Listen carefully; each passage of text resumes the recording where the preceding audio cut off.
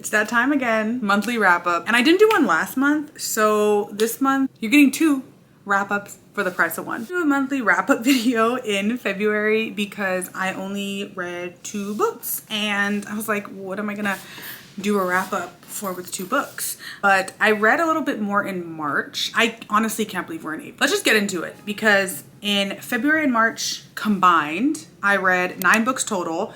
And then because I include movies in my wrap up, I watched 14 movies in March, but in February, I watched 8 movies. So 22 movies in total for the last 2 months. First, all the books I read in February and March. So I started February with Black Book. I was reading this because I saw on a Goodreads list that it was like 100 new releases by like Black authors, and I was gonna do a whole video for that, but I ended up only reading Black Book. And I had been wanting to read this for a while because I was like, okay, a Black guy in corporate, and I felt like it was really giving Sorry to Bother You vibes, and it does, but there's a part of this book that I feel like is missing. Basically, it follows Darren. He lives in Bed-Stuy. His mom and him live in this like house that this like duplex they lived in for a while, and he works at Starbucks. And one day he works at I think it's Starbucks in like Midtown or something, so it's like a hella busy one. And these like business guys, these guys in suits always come in and they order the same thing. So one day he's just like, you don't want to order that, you want to order something else. I'm gonna convince you why. So then he convinces this guy, and so then this guy basically is like, come in for an interview at my job. And he's like he's a corporate guy. And he goes in for an interview and gets the job. It basically follows him through like hell week of him training for the job, but then it jumps. Like the timelines jump. And I wish there was more of like the middle part, because we get basically like his first week or so where he's like in hell week trying to understand like sales or whatever it is that they do. And then it jumps to him basically like, I now live in this like multi-million-dollar mansion, and it's like, oh, wondering how I got here. And I was like, there's something in the middle that's missing. I wanted to know how he got there. And I guess we kind of know he just worked his way up in the company, but the last part is like he starts to change because, you know, his girlfriend at the time is like, don't lose like who you are, and he completely treats her like shit. And if I were her, never speaking to this man again. But he basically treats her like shit, and they end up not talking. They've been together for years, since they were children. So it's kind of like sad because it's like he's just throwing away all this for what? Like, I don't for money, for status. Like towards the end, he's trying to like go on a little bit of the apology tour and kind of sees the error of his ways, and he's trying to do right by the people in his community. So it takes you on a journey, but I do feel like there were parts in the middle that were missing for me. Then I read Bride. I feel like I was in such a reading slump. Like I went to California and I started doing a vlog for that, but I didn't finish it, or I haven't posted it yet. But I ended up reading Bride there. I brought this, I'm trying to remember if I bought this in California or if I bought this here and took it with me. I think I took it with me. But I read Bride, and this is Ali Hazelwood's like first foray into fantasy romance, and it's about a werewolf and a vampire, and they kind of have basically like a political marriage. So the girl, her name is Misery Lark, which, what a name. She is the daughter of this like pretty much like the ruling vampire family. It's set in our world. In order to like keep their families, the warring families, from warring, they are like, you're gonna get married to the main guy, Lo Moreland. He's an alpha, and they have to get married. It's a romance. So they end up actually liking each other. I did learn something about this though. I learned about nodding, and I never knew what that was. I read this and another werewolf book, and there's nodding involved in both. And so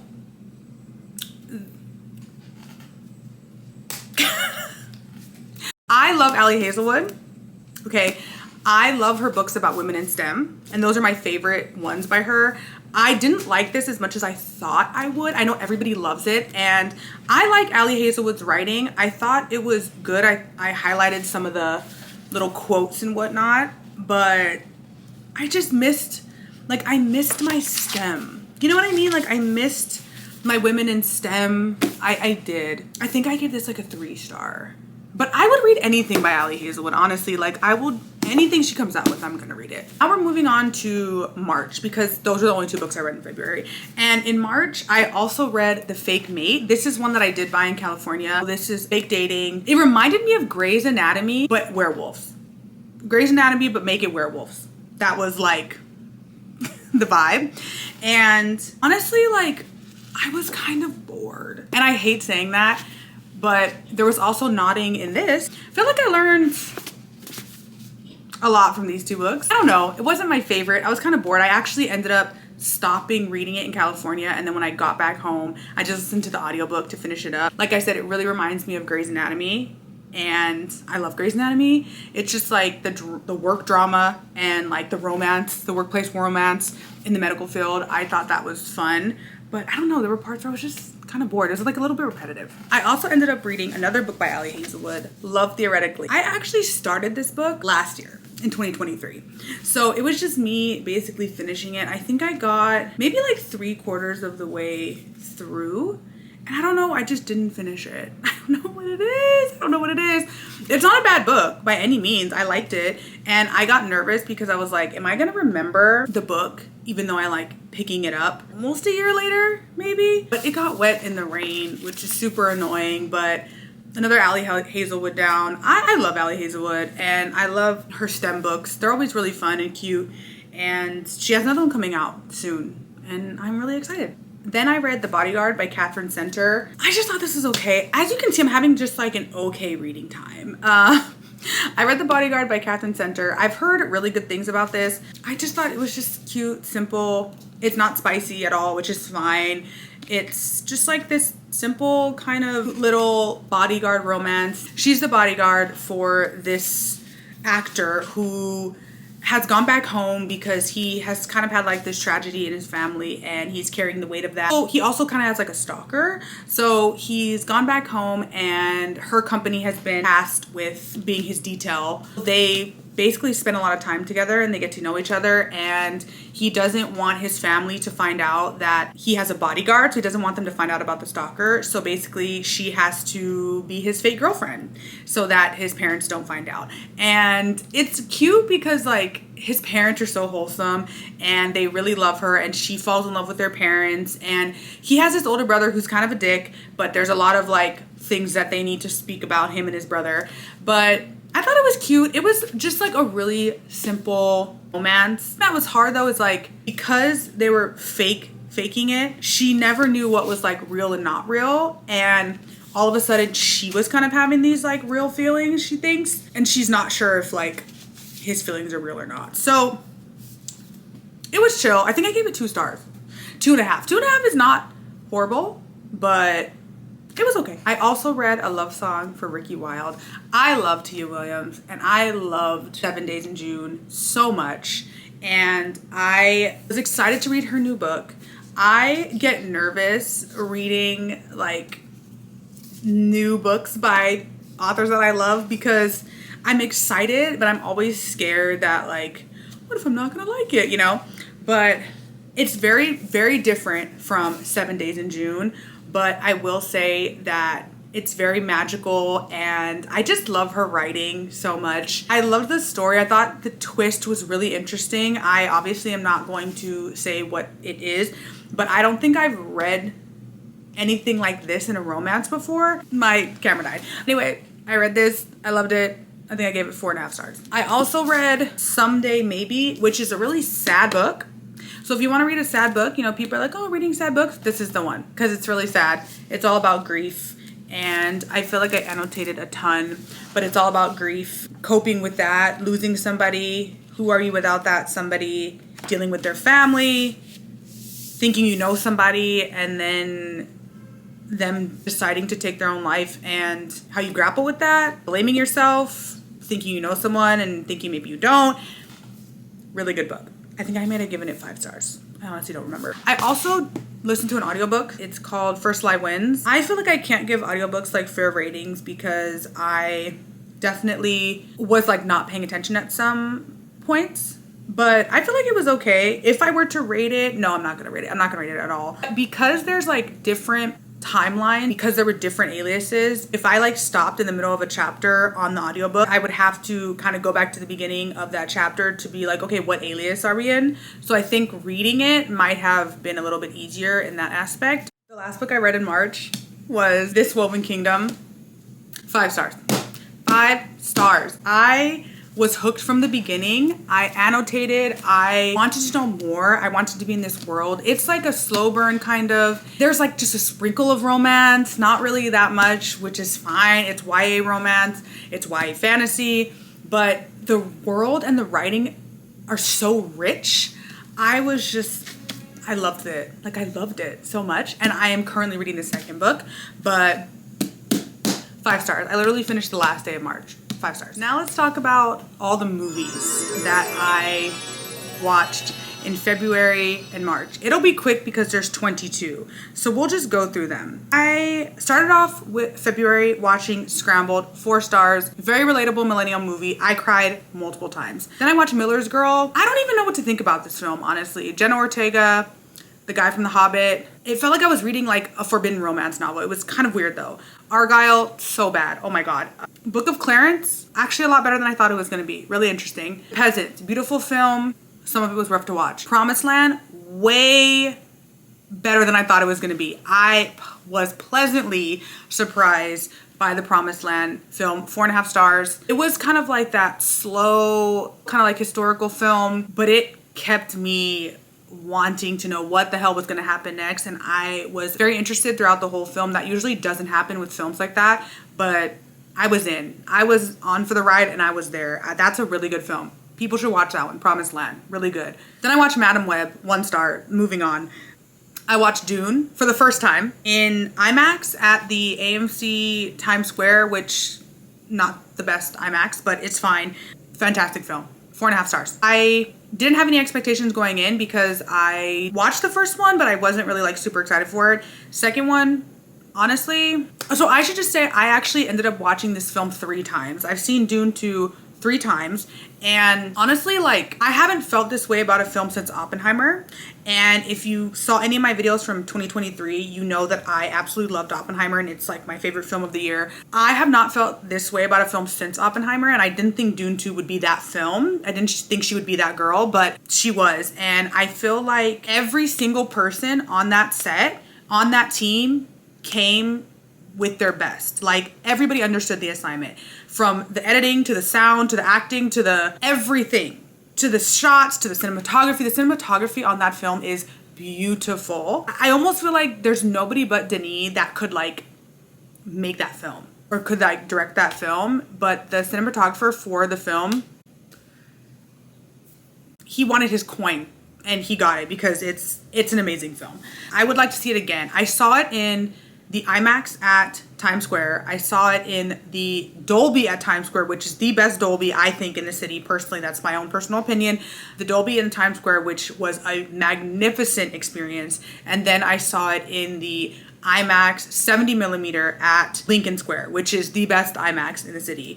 I actually ended up liking the Dolby better, only because it's brighter, the sound is amazing. The Dolby experience is, I mean, I love IMAX, but Dolby's where it's at, and I thought that film was amazing in Dolby. There are some scenes in that film, I'm sorry, this is not a Dune video, but like there are some scenes in that film that I continuously think about all the time because they are just so well crafted and so well shot, and I want to watch it again. We'll just say that. So we're moving on to March. I watched Problemista. I honestly equally loved and hated this film at the same time. I have very conflicting feelings about the film.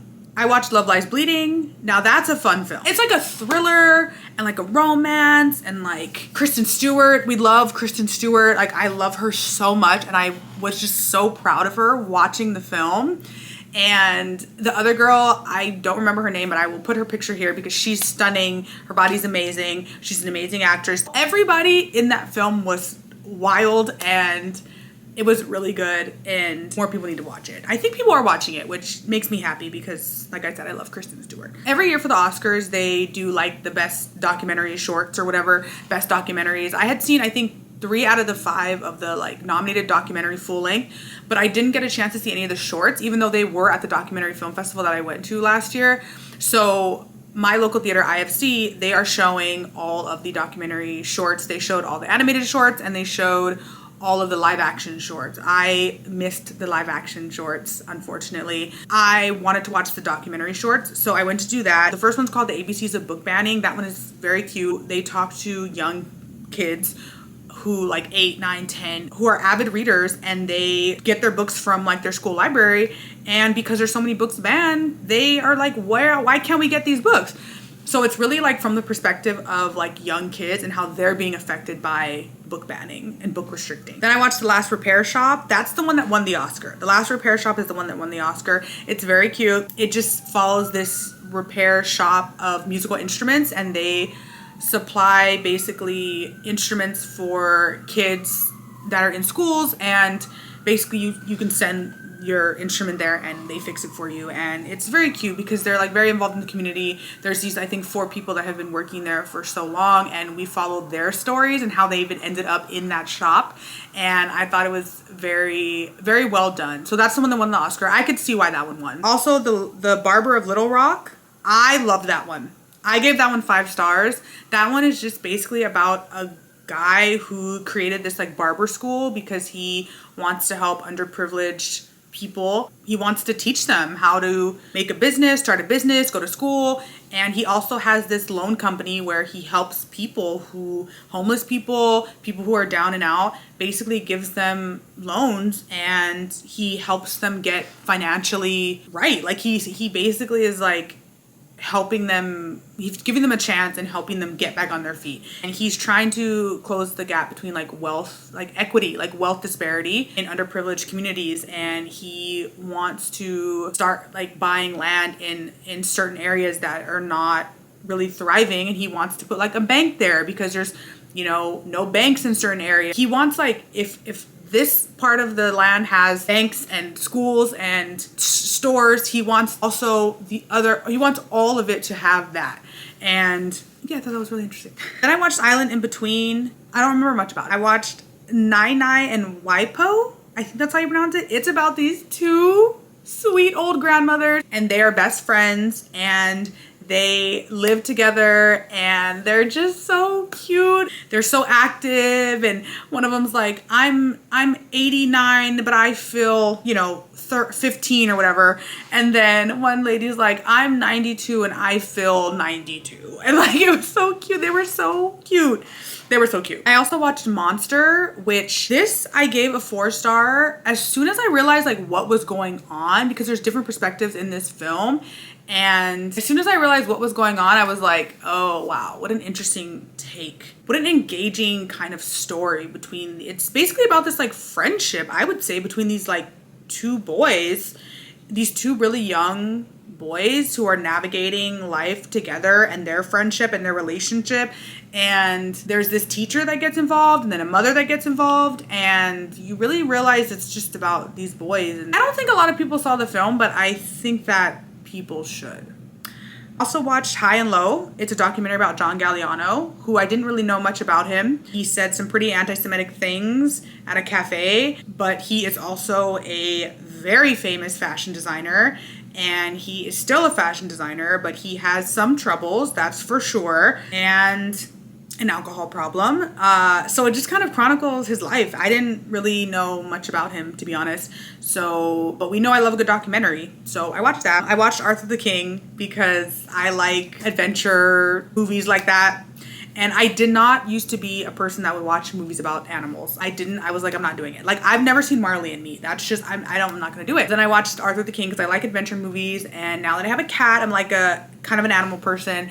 And I love dogs. Not me crying during the movie about a dog. Like, that's what I didn't want to happen, and it happened. I also watched Carol Doda, Topless at the Condor, which is a documentary about a woman, Carol Doda, who worked in San Francisco in like a bar club in the 60s, and she was like one of the first women to go topless.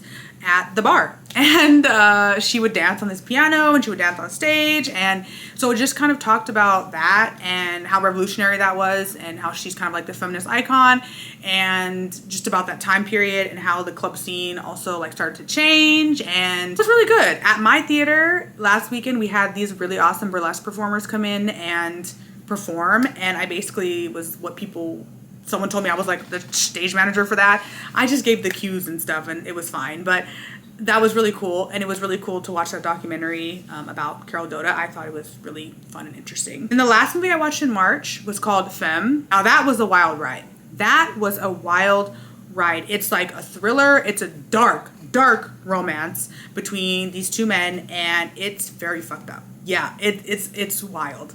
And it's violent and bloody and sexual and it's a tough watch. But it's really engaging. Both of the actors are amazing. One of them, George McKay, who is in 1917. I love him. And the other guy, Nathan Stewart Jarrett, fantastic. Both of them together, fantastic. And that was the way to end March, definitely. I had really wanted to see that film and I'm glad I did. I was the only person in the theater. So there's that. I feel like I had a good movie months. I feel like I always have a good movie month. There's always movies coming out. Wish I read as many books as I watched films, honestly. That's the wrap up. That is everything I watched and read in February and March. So hopefully at the end of April, which we're already in April when this is going to come out, hopefully I'll have an actual wrap up for April. But if you stayed this long, thank you for watching and I'll see you next time.